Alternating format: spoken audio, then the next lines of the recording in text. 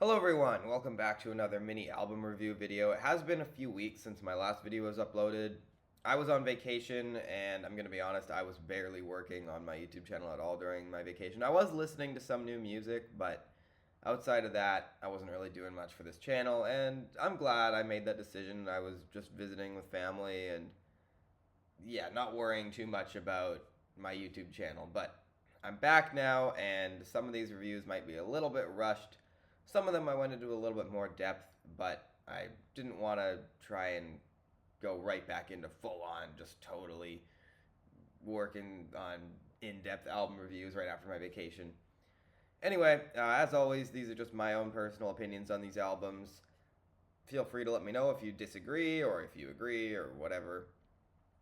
My voice is a little fucked right now. I think I might have caught a cold or something. I don't know. I never really fully felt strong symptoms, but yeah, my voice just doesn't sound great right now. So yeah, I wish it sounded better. But anyway, I got 6 albums to talk about today, and yeah, let's start off with. So here's an artist who I've heard of a lot, as anyone in the know on critically acclaimed underground music probably would have. But this is actually my first time listening to Alex G, or at least my first experience with one of his full albums. I'm not even sure I'd listened to a song of his before this, though, to be honest. I genuinely can't remember. Anyway, unsurprisingly, this has been getting quite a bit of critical acclaim, although not as much as you'd probably expect with a new Alex G album. So I went into this not really knowing what I was getting at all. And, well, we certainly got some interesting artsy music that manages to still be fairly accessible without completely falling into basic pop fields. And that was apparent from the opening track June guitar, which really pulled me in with its beautiful vocals and vocal melodies. He actually sounds a bit like Rivers Cuomo on this song. Am I the only one who notices this? Anyway, the way that opening track builds is really intriguing, especially with that accordion, which led to a very catchy moment early on the album. And I really like the lyrics on this track showing a relationship that isn't perfect, but that the two of them are going to make it through the hard times together. I don't know, it's a song where the magic of it is difficult to explain, but when you hear it, it'll make sense. And honestly, that's a lot of this album. Because while I had heard mostly good things about Alex G going into this, I was shocked just how much I ended up loving this album. Seriously, this was a really special find that I was not expecting at all, and it's the kind of folksy, experimental album that is quite low-key at a lot of points, while being simultaneously full of interesting sounds and artistic choices which don't seem easy to come up with at all, but are still very immediately striking, while also leaving so much more to unpack in the sound alone.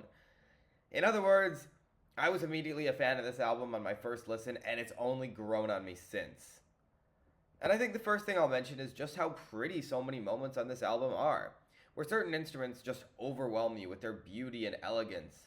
I already mentioned the accordion of the opening track, but there's also the shiny piano on Real Thing, the poppy synths of Bounce Boy, and that absolutely gorgeous layering of the multiple instruments on Oranges, where despite the drums being a bit too loud on that track, it's still probably one of the best songs here regardless because it's so goddamn pretty. And even the way the clean electric guitar feels like a calm within the storm on Louisiana. Oh, and I'd also love to mention the booming drums on Afterlife and the aforementioned Louisiana, where this album can have more grit and punch to fill in some of the less beautiful moments. Even though the former of those is a legitimately great song, and the latter still absolutely serves its purpose on the album. But when we get to the lyrics, the feelings that the music evokes become even more prevalent throughout the hulking, monstrous beast of an album packed into a short 41 minutes, where after the mostly positive outlook on a relationship at the start of the album, those flaws that are mentioned but not emphasized start to turn into distance and detachment, and eventually obsession and heartbreak. Although it's hard not to wonder whether this is actually about a relationship or something else, especially with the references to money and it sometimes paving the way on songs like Beam Me Up and the title track. And really this feels more like one's personal journey going sideways, only to end up at a crossroads at the end of the album, where there's a feeling of hope but also uncertainty. Two things which pair together a little bit awkwardly, but that's the point, because you can't have one without the other. And the noun described as baby on the final song might not actually be a person, but rather something else in his personal journey, which he's realized he needs to hold on to. And I don't want all of that to distract too much from the fact that Alex G's vocals on this album are fantastic. And I know that might seem a bit like a weird statement considering I don't even think he's intending to make the vocals one of the main standout elements of the album, which is part of the reason why I think it could be easy to miss.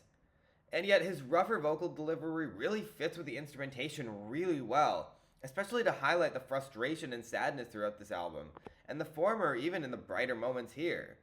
Because no matter how great life is, it's always going to come with challenges. Yeah, I will admit that Louisiana has a bit of a weird vocal effect that I don't totally love, even though I do get how it fits thematically, showing the narrator falling away from his obsession, despite how badly he wants to keep in touch. But again, throughout pretty much every track here, Alex's vocals sound great for this kind of album. And that includes the Porter Robinson-esque effect on the following Bounce Boy, where it feels like some kind of heavenly voice telling the narrator that everything's going to be okay despite the challenges. And on that topic, in a year where I've often felt a lot of lack of life direction and constant mood swings and changes, really that's been the past few years for me, but this year especially, I gotta say, I wasn't expecting this album at all, but I fucking love this. This is getting a strong 8 out of 10 from me, an absolutely excellent album full of enchanting moments, brilliant writing, and some of the prettiest instrumentation you're probably going to hear all year. And while I can acknowledge some of my own personal biases and why this may have resonated extra deeply for me, I still think this is some really great music that you're missing out on if you happen to skip over this album, and I think this deserves to make lots of year-end lists this year. Again, phenomenal stuff that I was not expecting at all. What a welcome surprise.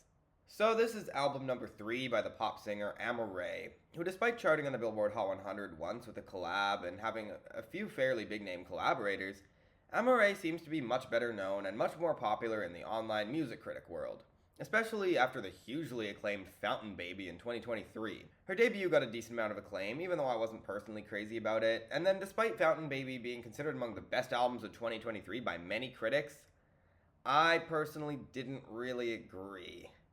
Yeah, there were some good moments here and there, and I stand by Disguise being one of the best songs of 2023. Seriously, that song's amazing. But the album often felt lacking in production that encapsulated the mood of the songs. The songwriting often seemed to show her running out of ideas, and occasionally it could get pretty obnoxious. It was a decent album in my opinion, but not really anything more than that. So I can't say my expectations were super high for this. And yeah, once again, I think it's another Amaarae album that's decent, but not really much more beyond that. And it's once again a very horny album, which isn't surprising at all from Amaarae. And I do like Amaarae's personality behind the mic and in terms of writing, except for some of the repetition becoming a little bit overwhelming sometimes. And there's also a few other things like the occasional what the actual fuck moment, such as She Is My Drug, which is easily the worst song here. It interpolates Believe by Cher, and it's just a basic recycle of that song without doing anything to make it interesting, and it's honestly very cringe. And trust me, if you replace Amaarae on this song with a less critically acclaimed artist on just name alone, keeping the exact song the same, people would not be claiming to like this as much as they do. Let me just make that clear right now. Honestly, I'm having a hard time fully placing what it is about this album that's holding it back for me so significantly. Aside from, yeah, that one song is terrible. But I do see the potential for Amaarae to make a great album, and it just hasn't happened yet, in my opinion. And she hasn't even made an album that I personally consider to be all that good. I guess some of it is the production occasionally sounding a little bit messy, with certain elements being overemphasized in the mix. Some of it is Amaarae's vocals sometimes being a little bit grating, even though I think most of the time she sounds pretty good. And also some of the songs just feeling more like extended fragments than anything. But even beyond that, I feel like there's something else that I just can't quite place. Because on paper, Amaarae makes exactly the kind of music that I should really like, whether or not I love it. And while I once again don't think this is bad, it's just not an album I feel all that eager to revisit as a whole. And unfortunately, I don't think there's a standout here nearly as strong as Disguise. Although I'm not surprised about that at all, considering just how hard that song is to top. There are some good moments, like S.M.O, which has some of the best vocal melodies on the album, and also great chemistry between the drums and bass. Dream Scenario has production that is very fitting for the song's title, and it sounds really damn good. And Starkilla has arguably the catchiest hook on the album. That song has been stuck in my head quite a bit. But unfortunately, I'm not convinced this album is great as a whole, and even most of the songs I really like don't quite reach greatness for me. So I guess I'll give it a strong 6 out of 10, probably about on par with Fountain Baby, if not a tiny bit better overall. But I'm also not sure it'll be as memorable. I guess we'll have to see about that. But look, I am still excited for whatever project Amaarae releases next, because I can't help but feel like it's only a matter of time before she makes a great album. But I don't know, maybe we're just not that lucky. Alright, so I'm going to keep this one fairly brief, considering my insanely busy work schedule, my vast array of artist discographies to go through, and also a few individual album reviews that I want to post fairly soon if possible, plus a few extra projects I'm working on for my YouTube channel. But I did listen to this probably close to a half dozen times, and another part of the reason I'm keeping this review brief is because it's an ambient project, and ambient projects often don't really give me a whole lot to say. Now it is worth mentioning that the small amount of words on this album seem to come from samples which I'm not familiar with, although I'm not sure of that. They might just be original recordings for this album, but the best thing I can say is I honestly don't know if they're samples, like where they're originally from, if they're originally made for this album. I have no idea, and I don't know what they all mean either. What I can say is that I do like the eeriness of the instrumentals, especially when paired with a strong sense of recognizing / acknowledging the passage of time, and the production on this album is pretty strong as well, with a lot of the percussion and synths fitting really well together sonically for quite smooth textures, and it can feel like it almost transports you to a different world, which can be quite powerful in ambient music. But the key word there is almost. Because even beyond the fact that there can be a bit too much repetition here at points, and beyond the fact that the initial standout sound and mood of this album can wear off more quickly than I'd like to admit, this album just isn't really anything all that out of the ordinary when you look past the initial reaction you might have to it. It's near potent, but really more intriguing and captivating than anything, without really having any deeper resonance, at least for me. So yeah, that's my experience with this album. It isn't a bad album by any means, but I don't think you're going to be blown away by it, so I guess I'll give it a 6 out of 10. I definitely recommend it for fans of ambient music because it is an experience worth having, but this ain't some kind of higher power or truly heavenly. I think it might be more about the journey, and unfortunately, a kind of underwhelming one. So, for some reason, going against all of my good judgment, mostly just curiosity and for the sake of having an opinion, I decided to finally listen to every Maroon 5 album up to this point before listening to this new one, some of them multiple times each, although there were a couple I decided to only sit through once because what's the point of listening to them anymore? I mean, it's goddamn Maroon 5. They haven't been good for about 2 decades now, and even at their peak, they weren't a particularly special band. Their debut Songs About Jane wasn't great, but it's leagues above their shitty run of albums in the 2010s, and especially 2021's Geordie. No joke, that album might be one of the worst albums I've heard from the 2020s thus far. In fact, it probably is among that list. I was genuinely shocked by how much I ended up disliking it. And while I want to be sensitive considering the album was dedicated to their manager and friend who tragically passed away in 2017, the album, as far as I can tell, has pretty much nothing to do with him. As I'm pretty sure there's only one song on the album that's even written about him, and even if more of them are, it very much doesn't shine through in the lyrics. And there are so many problems with that album that I'm not going to get into right now. But anyway, here we have a new album from Maroon 5, and obviously it was going to be better than Geordie, right? Well, yeah, it is. And what actually surprised me quite a bit is that, to be completely honest, this is probably their best album since Hands All Over, which came out a decade and a half ago.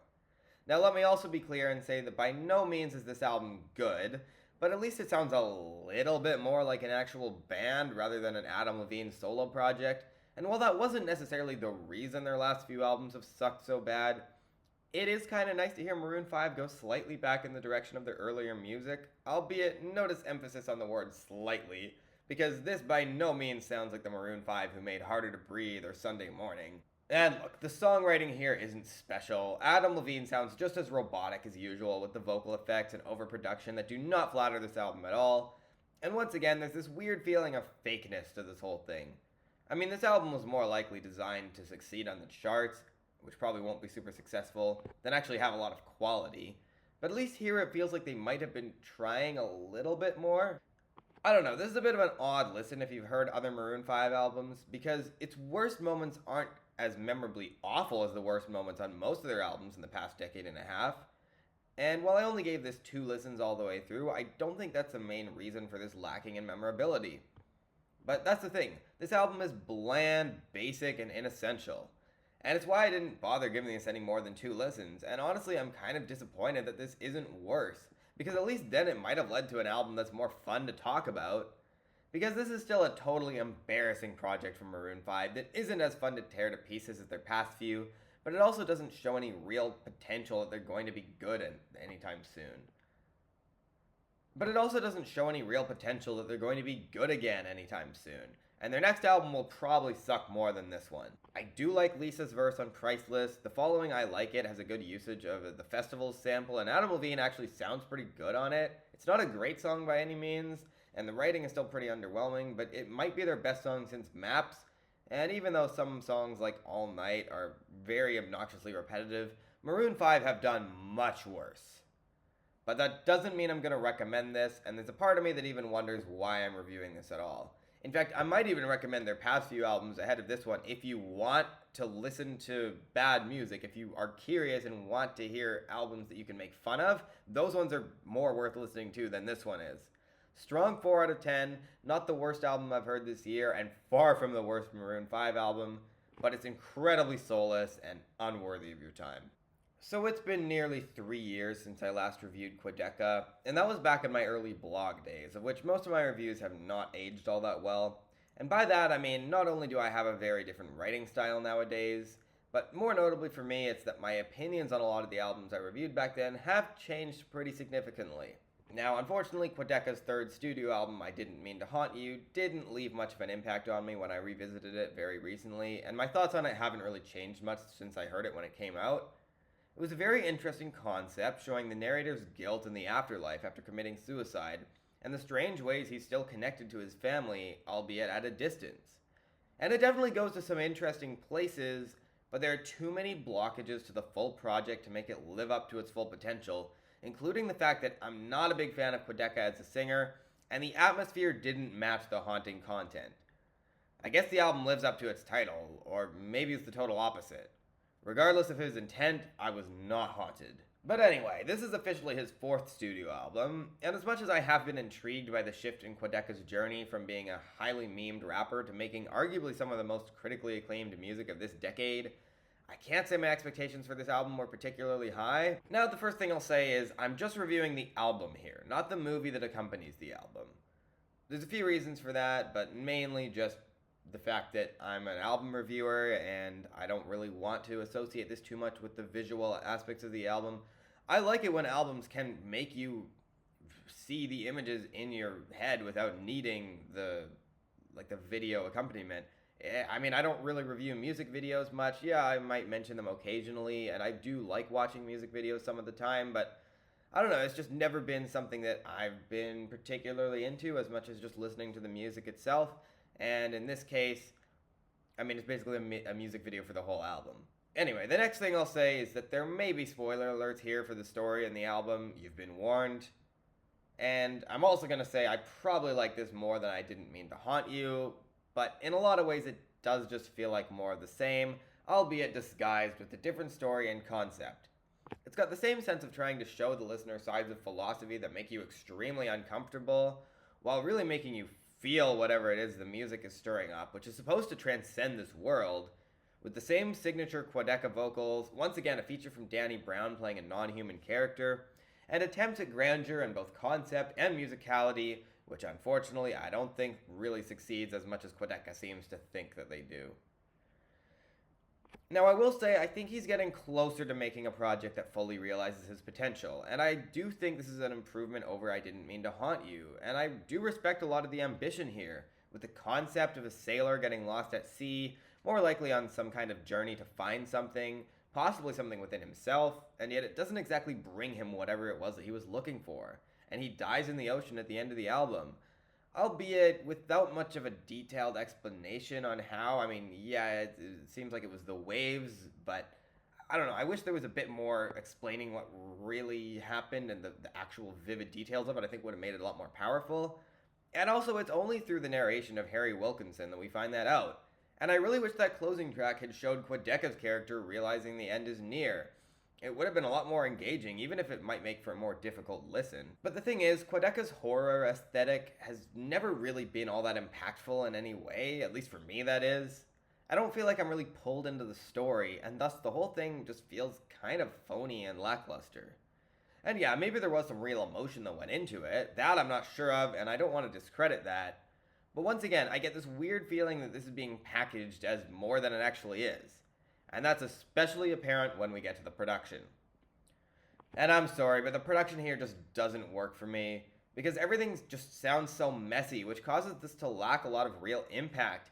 And usually I prefer glitchiness to be used sparingly, but here it's just all over the place, just as I was expecting, and I'm pretty sure only a small percentage of it is my computer getting old. And it also doesn't help that, once again, I've never been all that enamored by Quadeca's singing. He's not a bad singer most of the time, but his cross between spoken word, rap, and raspy singing certainly isn't for me, especially when it often sounds like he's trying to be the calm within the storm of such a chaotic concept album. And when it comes to the thematic arc of the album, well, I already mentioned the basic concept, but so often it just feels like it meanders and tries a bit too hard to make you untangle everything, when at least to me, it just doesn't feel like there's much actually here of any substance. And about the meandering, I can understand the argument that it fits considering the album is about being lost at sea. But it fitting doesn't make for a compelling album. Nobody wants to watch a movie about someone getting bored watching paint dry. Maybe a bad comparison, but you get my point. Now, it's worth mentioning that I haven't analyzed every line in this album like some people have, so like with any of my reviews, let me know if you think I'm missing something, but I'm personally not picking up on any strong double meanings here to the arc, beyond the obvious of the sea potentially being a metaphor, well, I don't know, any of a number of things. And also maybe the death at the end of the album actually being of old age and showing the narrator not finding as much fulfillment throughout his entire life as he was hoping he would. But I don't know, it's hard for me to not get kind of bored by this hour-plus album, at least throughout most of it, because there are some moments here that I think redeem it a little bit. Even beyond some really good individual lines here and there, sometimes Quadeca can capture specific feelings through the words and music, such as in a lot of Ruin My Life, with the strange feeling that something's a bit off. And toward the latter part of the album, we do get some moments that do succeed a bit more in what they seem to be aiming for, where after a haunting interlude that reminds me of Radiohead's Tree Fingers, we get one of the album's most terrifying moments in Natural Causes, and I'll acknowledge when Quadeca makes a great song, just as I will for any artist. But we also get the bad attempt at making a Tyler, the Creator song on Godstained, and the following At a Time Like This, which sounds like the kind of music the Beatles would have made if they started running out of ideas. No, don't take that Beatles comparison as a positive. And Dancing Without Moving honestly just sounds like a bad 2000s song, which sonically feels really out of place on this album. So as a whole, well, I'm well aware that this is the kind of review that's destined to cause controversy, and if I had a bigger audience, my comment section would be flooded with angry people telling me I just don't understand this album properly. And you'd probably be right. And if anyone tells me I'm just posting this to cause controversy, well, that's not totally true, but there is more truth to it than I'd like to admit. I'm not going to pretend to love an album that I don't love, but I also could have just ignored it and focused on reviewing other albums instead. At the end of the day, I'm just some guy who yaps about my own uneducated music opinions online and trying and often failing at explaining why I do or don't like each album I listen to. So for me, this album is a strong 6 out of 10. I might personally find it to be an overrated slog that only has a couple redeemable moments and is really only getting a decent score off of ambition and quite a bit of potential shown, rather than actually being something I'll ever want to revisit as a whole. But I also don't hate this album by any means, and I think I probably like it a little bit more than I don't, albeit not much. But apparently this is one of the best albums of the year, so I guess I'll recommend it, and you can decide for yourself. I don't even know how to start any sort of discussion around MGK at this point, formerly known as Machine Gun Kelly, although he's now started releasing music under the acronym nickname he's been known by for a while now. And I'm not just talking about his real-life antics, a lot of which I don't know much about, except for some of his really creepy and inappropriate comments he's made about underage girls when he was in his early to mid-20s. As far as I know, he hasn't done anything with anybody underage, but that was still way too far, and I just hope he's grown up and matured since then. So while I don't know what to think of him as a person, on the topic of his music, well, I'm not familiar with his rap albums, but in 2020, he released Tickets to My Downfall, followed by 2022's Mainstream Sellout, and while the former isn't bad, the latter really showed how uncreative MGK is in that punk rock lane. And while the reviews for this album seem more positive than Mainstream Sellout, that's really not saying much. And as a result, I had little to no expectations that this would be even the slightest bit tolerable. Or at the very least, I pretty much knew this wouldn't be good. And, well, no, it isn't good. But honestly, at this point, I'm wondering what the point of even talking about new albums from MGK is. And yeah, I say that while currently discussing the newest MGK album, but honestly, this isn't as much of a review as it is just me going on here and telling you that I don't give a fuck about this album. And part of it is that I don't even think this is bad enough that it's worth a proper hate review. I've heard worse albums than this in 2025 alone, and while I've also heard lots and lots of albums that are much better, those are worth discussing more than this is, even the ones that I think are only just decent. So look, Tickets to My Downfall had its moments. It could sometimes be funny, or just catchy and fun, or even a bit emotional at points, even though it didn't really resonate with me personally. Meanwhile, this album is basically a nothing burger of an album where the attempts at anthemic rock moments are either bogged down by bad production, or MGK completely ruins it with his bad singing, or just writing that circles and circles cliches over and over again to an embarrassing degree. And we also get a couple of noticeably awful tracks, such as Starman, which is a horrible interpolation, near cover actually, of Semi-Charmed Life by Third Eye Blind. At the end of the day, it just seems like MGK thinks this album is way more interesting than it is, and while I understand there are some serious subject matters discussed on this album, such as depression, it doesn't make the art good. Don't Wait, Run Fast is a good, not great rock song that has some punch to it, and I feel like it has the potential to grow on me, but we'll have to see about that. Other than that, nothing here is worth your time. I wouldn't even bother with this album. 4 out of 10, very inessential at best, and actively annoying at worst, albeit not in an interesting way. Alright everyone, thanks for watching this video. Again, I know my voice doesn't sound great right now, but let me know if you have any opinions on these albums or any opinions on my review. I got a comment on my last video saying I should probably get a microphone, which is something I am planning to do at some point. But yeah, anyway, that's it for now. I do just want to say, I mentioned earlier in this video, there are a couple other projects I'm working on for my YouTube channel. Fingers crossed I can hopefully get those done fairly soon, because I do have some fun stuff planned coming up, hopefully, but I might end up having to cancel those if I just get too busy. But for now, thanks for watching this video. I'll hopefully be back with more, both mini reviews and hopefully individual album reviews very soon.